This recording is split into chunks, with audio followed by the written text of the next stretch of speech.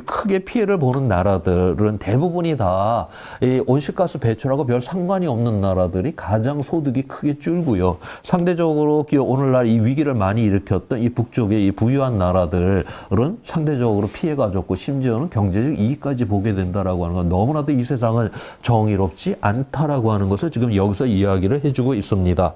자, 여기서 저 카나다를 보니까 경제 성장을 해요. 이 기후변화 때문에. 야, 그러니까 이게 틈나는 대로 저 카나다로 이제 도망을 가야 될 거 아니냐? 이렇게 이제 생각을 한다면 이것도 만만한 이야기는 아닙니다. 지금 여기 시카모케치라는 이 지역도 이제 식량 생산이 굉장히 이제 모자라는 이 지역이 되고 이뿐만이 아니라 기후 붕괴가 일어나게 되면 이 지역이 대부분 폭염으로 인간이 견뎌낼 수 있는 한계치를 넘어서게 될 거다라고 그렇게 보고 있어요. 먹을 것도 없고 그 다음에 견딜 수가 없는 폭염이다. 사람이 앉은 자리에서 죽는 존재가 아니잖아요. 10억 단위의 사람들이 바로 난민이 되게 될 거다라고 보고 있고요. 10억 단위의 사람들이 살겠다고 남의 나라 국경을 넘나드는 세상이 된다. 세상이 그냥 아수라장이 된다는 걸 의미를 하고 있어요. 자, 그래서 이런 폭풍과 밀려오게 될 때 나홀로 저 꼭대기 있다라고 해갖고 이거를 안전하다라고 볼 수가 없잖아요. 내 이웃이 안전해야지만 나의 이웃이 나의 안전이 보장된다라고 하는 거를 우리가 다시 한번 좀 살펴볼 필요가 있습니다. 자, 그래서 우리가 이 기후 정의에 이제 이 문제가 여기 걸려 있다라고 하는 것이고요. 거기에 대해서 이 네이처 논문에서 어떻게 이야기를 하고 있는지를 한번 살펴보도록 하겠습니다.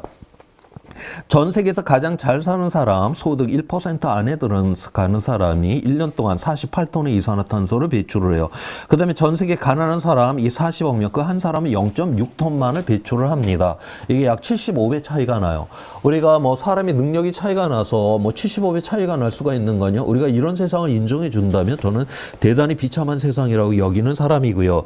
그 다음에 여기 소득, 이 10% 안에 들어가는 사람이 전체 이산화탄소의 거의 절반을 배출을 하고 있고요. 전 세계 가난한 사람 이 절반의 사람은 전체 이 이산화탄소의 10%만을 배출합니다. 대단히 불평등하죠. 요 소득 요 10% 안에 들어가는 사람들이 유럽연합 평균 수준으로만 각 사람이 배출을 해줘도 내일 당장 온실가스는 3분의 1이 줄어듭니다. 다시 말해서 오늘날 이 기후 위기는 바로 이 지구상에 사는 모든 사람이 일으킨다라기보다는 부유한 사람들의 과잉에 의해서 지금 일어나고 있다라고 하는 거죠. 지금 지구상에 80억이 넘는 사람이 살고 있고요. 10억 명이 지금 굶주림에 시달리고 있어요. 그런데 우리는 생산한 식량의 약 3분의 1을 지금 쓰레기로 내다버리고 있습니다. 오늘날 생산한 이 식량을 골고루 나눠 먹는다 약 120억까지도 부양할 수 있다고 그렇게 보고 있어요. 그럼에도 불구하고 우리는 10억을 굶겨버리는 살벌한 세상을 만들어 놓고 살고 있고요. 그 다음에 우리 요즘 뭐 쓰레기장 옆을 지나가다 보면 야, 저거 수십 년 전이면 저 집안에 있어야 될 게 나와 있구나 이런 거 굉장히 많이 보잖아요. 지금 이미 우리 인류가 지금 생산하는 이런 생필품들 80억이 부족함이 없이 다 생산 다 하고 있거든요.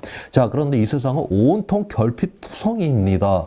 분명 지구는 이 80억을 갖다 부양할 그 모든 것들 그 이상을 지금 생산을 하고 있음에도 불구하고 이 세상이 이토록 결핍투성이다라고 하는 거 이건 지구가 능력이 없어서가 아니라 바로 우리가 만들어 놓은 세상이 너무나도 정의롭지 않기 때문에 그렇다라고 하는 거죠.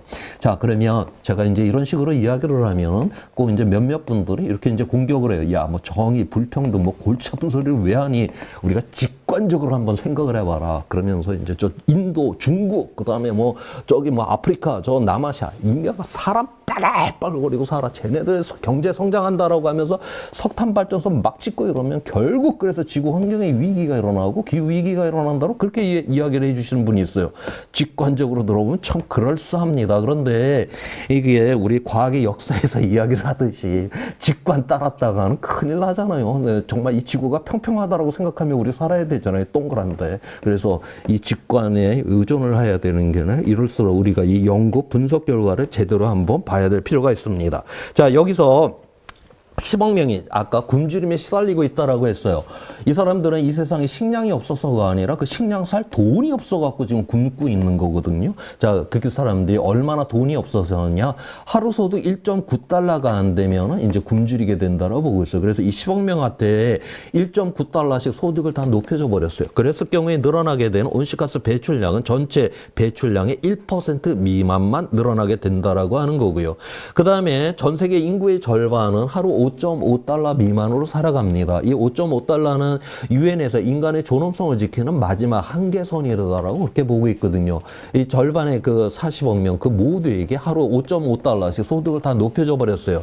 그랬을 경우에 늘어나게 되는 이산화탄소 배출량은 약 18%가 늘어난다라고 하는 거죠.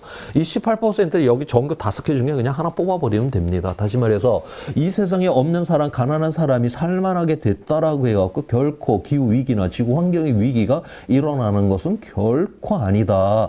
바로 이 부유한 사람들의 이 과잉만이 오늘의 이 위기의 그런 원인이다라고 하는 것을 이 네이처 논문이 이야기를 해주고 있습니다. 그래서 이 IPCC 보고서에서는 우리가 기후 위기를 막기 위해서 우리가 기후 변화의 원인이었던 그 온실가스 배출량은 줄여야 되겠죠. 저감, 뭐 완화, 감축이라고 하고요. 그다음에 이미 뭐 물 문제, 식량 문제, 생태 문제에서 온갖 문제들이 일어나 버렸잖아요. 그 결과에 대해서는 적응을 해야 된다라고 보고 있고요. 그와 함께 바로 지속 가능한 개발 목표를 함께 달성해야 된다라고 하는 것.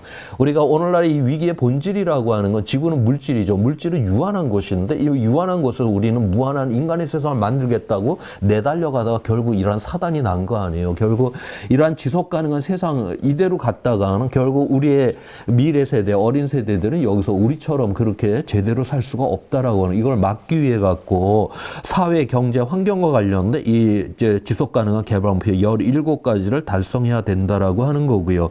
이거를 유엔에서는 하나의 슬로건으로 정리를 해놨죠. 아무도 뒤에 남겨두지 않는다. 바로 이 세상을 바로 연대와 협력의 정의로운 세상을 만들어내야 되는 거. 그래서 기후위기를 막는 거는 온실가스도 줄이고 기후 위험을 줄이고 그와 함께 우리의 공동체를 더욱더 정의롭고 연대와 협력의 공동체를 만드는 이 모두를 갖다가 우리가 기후 회복력 개발이라고 IPCC 보고서는 이야기를 해주고 있습니다. 자, 그래서 우리가 2100년까지 이 기후 회복력 개발을 열심히 해서 이 지속 가능한 이 녹색의 길로 갈 수 있는 길이 있고요. 전혀 기후 회복력 개발을 하지 않아 갖고 파국으로 빠지는 길이 있어요. 여기서 이제 중요한 게 바로 시간의 개념입니다. 이번에 IPCC 6차 보고서에서는 앞으로 10년 동안의 인류의 선택이 그 후 수천 년의 인류의 지속 가능성을 결정하게 될 것이다라고 이제 결론을 지으면서 이 지속 가능한 창문이 너무너무 지금 빨리 닫히고 있다.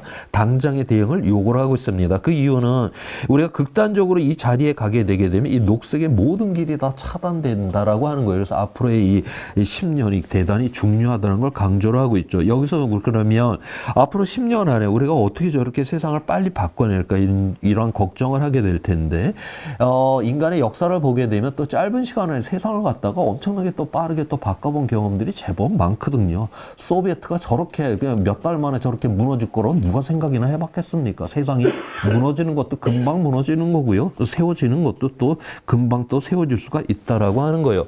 자, 그렇게 이제 이런 혁신들이 일어났었던 이런 사례들을 이제 다 모아갖고 혁신의 이제 확산이라고 하는 이런 책이 있는데요. 거기서 뭐라고 그러냐? 이런 우리가 새로운 것들, 그냥 새로운 가치, 새로운 뭐 정책, 새로운 뭐 기술, 뭐 이런 게 이제 적용이 되게 될 때 우리가 뭐 어떤 이런 조직 안에 새로운 것을 이게 적용을 시킨다. 모든 사람이 이거 찬성하고 이러지 않잖아요. 그 기존 시스템에 익숙했던 사람들의 그 저항들 만만치가 않죠. 그래서 보통 이제 그런 새로운 것들이 등장을 하게 되면 소위 말해서 이제 얼리 어답터들이 그거를 쉽게 이제 처음에 받아들여 줍니다. 그다음에 이제 어느 정도 시간이 지나면 그 다수가 이제 받아들여지게 되는 것이고 세상이 그렇게 새로운 거로 다 바뀌었다 해도 끝까지 나는 안 바뀌겠어 하고 또 뻐쩍거리는 인간들이 꼭 있어요. 그래서 그 뒤에 이제 할 수 없이 이제 질질질 끌려서 이제 새로운 거를 딸려서 이제 그런 사람들이 있고요. 그거를 누적으로 표시된 게 이 노란색 라인이에요. 여기서 16%의 사람들이 새로운 거를 받아들일 때까지 이 변화가 굉장히 천천히 일어나게 된다라고 하는 거죠. 그런데 이 16% 부근에 이제 도달을 하게 되면 우리가 소위 말하는 S자 성장 곡선으로 바로 다수가 이제 받아들이는 거로 확 넘어가게 된다라고 하는 거예요. 자, 지금 바로 이